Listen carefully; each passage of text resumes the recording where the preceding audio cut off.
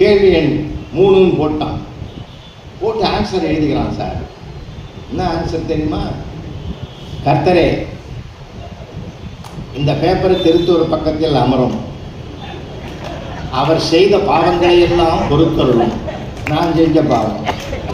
இப்போ அவன் தான் எனக்கே பாவமாக வந்து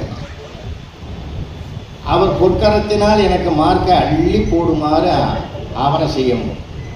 பரம்பொருளே, பரமபிதாவே, பரமண்டலத்திற்கும் பிதாவே, உண்மையாம் கெஞ்சி வேண்டுகிறோம், ஆமீன் அப்படின்னு எழுதுகிறான். இது ஒரு ஆன்சராக எழுதுகிறான்.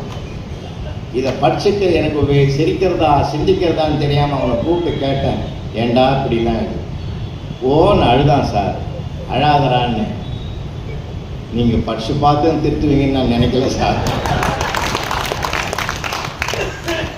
நீங்கள் குறைகளை இடத்துல குறைகளை பெருசாக நினச்சிங்கன்னா, குறைகளை குற்றமாக பார்த்தால் அதுக்கு தண்டனையை தேடுவீங்க, குறைகளை ரசிக்க பழகினால் அதுக்கு மாற்றத்தை தேடுவீங்க. மாற்றம் தான் சார் முக்கியம். தண்டனை கொடுத்தா நாளைக்கு இன்னும் கூட 2 அடி அடிக்க போறாருன்னு முடிவுக்கு வந்துடுவான்.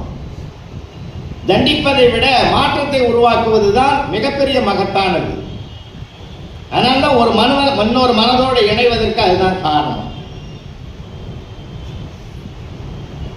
சொல்லிக் கொடுக்க வந்த ஓலைச்சுவடிக்குள்ளேயே வாளை மறைத்து வைத்து வந்து மெய்ப்பொருள் நாயனாரை வெட்டிட்டான்.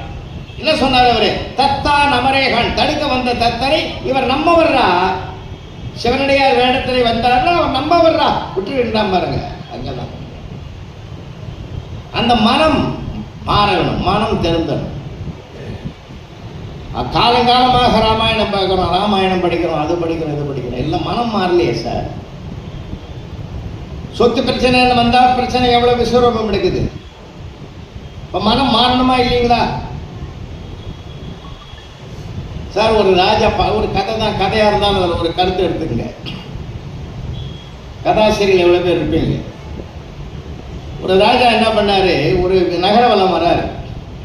நகரவலம் வரும்போது ஒரு யாசகம் கேட்குற பிச்சை எடுக்கிற ஒரு நண்பரை பார்த்துட்டு அவருடைய தோற்றத்தையும் பார்த்துட்டு எப்படியோ இப்படிலாம் இருக்கிறாங்களேன்னு கையில் இருந்த ஒரு வெள்ளி நாணயத்தை கொடுத்தார். இவன் வாங்கும் போதே அது சாக்கடையில் விழுந்து போச்சு. சாக்கடையில் விழுந்த வெள்ளி நாணயத்தை உடனே சாக்கடையில் அவன் பூசாம, அவனுக்கு என்ன வெள்ளி நாணயம் தான் முக்கியம், சாக்கடை பற்றி கவலை இல்லை. காலை உள்ளே இறங்க போகிறான், அவர் பார்த்துட்டார்.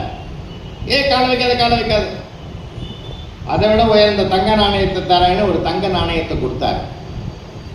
அதை வாங்கிக்கிட்டு அவன் சும்மா இல்லை சார், மறுபடியும் காலை வைக்க போனான் சாக்கடையில்.